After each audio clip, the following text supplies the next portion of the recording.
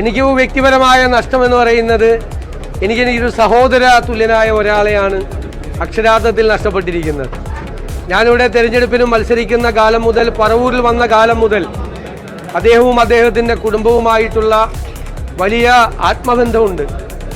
ഞാൻ തെരഞ്ഞെടുപ്പിൽ മത്സരിക്കുമ്പോഴെല്ലാം ഷൂട്ടിംഗ് വരെ ക്യാൻസൽ ചെയ്ത് ഞാൻ നോമിനേഷൻ കൊടുക്കുന്ന അന്ന് മുതൽ എല്ലാ ദിവസവും തെരഞ്ഞെടുപ്പ് ഞാൻ ജയിച്ചെന്ന് പ്രഖ്യാപിക്കുന്നത് വരെ അദ്ദേഹം കൂടെ ഉണ്ടാവും. അത് കഴിഞ്ഞിട്ട് പോവുള്ളൂ എവിടെയും, പിന്നെ കാണില്ല.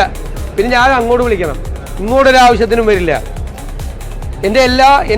ഞാൻ മത്സരിച്ച എല്ലാ തെരഞ്ഞെടുപ്പുകളിലും എൻ്റെ തെരഞ്ഞെടുപ്പ് കമ്മിറ്റി ഓഫീസ് ഉദ്ഘാടനം ചെയ്തിട്ടുള്ളത് ശ്രീ സലീം കുമാർ. അവസാനമാകുമ്പോൾ പറയും എൻ്റെ അവകാശമാണെന്ന് പറയും. ഞാൻ പറയും ഞാൻ വേറെ ആരെയും വിളിക്കില്ല, സലീമിനെ മാത്രമേ വിളിക്കുള്ളൂ എന്ന് പറയും. അത്രമാത്രം നല്ല ഉറച്ച രാഷ്ട്രീയ ബോധ്യം, ഏത് തിളച്ചുമറിഞ്ഞ കാലാവസ്ഥയിലും തൻ്റെ ഉറച്ച രാഷ്ട്രീയ ബോധ്യത്തിന് ഒട്ടും വെള്ളം ചേർക്കാത്ത ഒരാൾ കൂടിയാണ് എൻ്റെ സ്നേഹിതനെന്ന് എനിക്ക് അഭിമാനമുണ്ട്.